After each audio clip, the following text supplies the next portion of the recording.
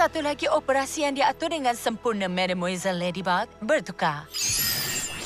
Dan semuanya tu pun atas bantuan awak, Mademoiselle Rina Furtive. Bertukar. Kita ni bagus sangat sampai masih sempat untuk tengok United Heroes The Final End Fight di Pawagam. Maksud awak, akhirnya kita sempat tengok bahagian awal filem? Ya, kalau kita lari. Saya gagal lagi, Emily. Kita sepatutnya dah bersatu dulu lagi. Saya dah cuba segalanya untuk dapatkan Miraculous Ladybug dan Cat Noir. Saya patut gabungkan kuasa yang dapat makbulkan hajat untuk hidupkan awak kembali. Saya tak layak miliki cinta kita.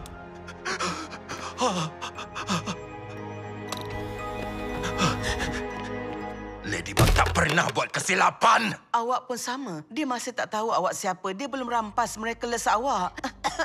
Nathalie, sebenarnya saya ada buat satu kesilapan. Itu bukan kesilapan. Saya yang putuskan untuk guna Miraculous Merak walaupun ia dah rosak.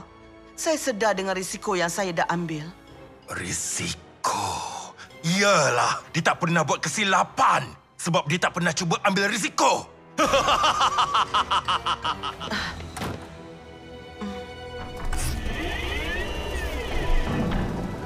Saya perlukan penjahat yang akan paksa Ladybug mengambil risiko.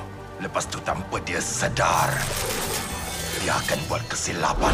Baguslah. Masa inilah kunci saya hilang dari beg. Betul-betul masa nak keluar. Bangku dekat taman pun dah pasang duri anti merbuk. Alah, kesiannya kawan saya ni. Froggy, datang balik. Bahaya sangat tu. Kenapa ayah asyik takut dengan semuanya? Saya nak bawa basikal tanpa helmet dan tanpa roda tambahan. Bagus. Terbanglah Mega Kumako dan rundung hati yang sengsara itu.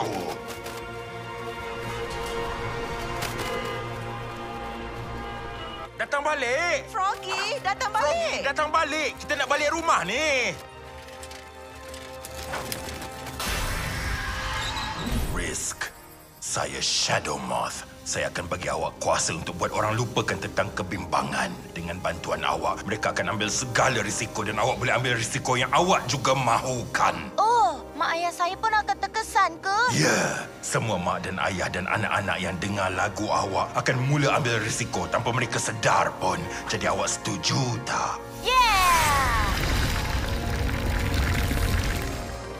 Wow! Mana helmet kamu dan roda tambahan kamu?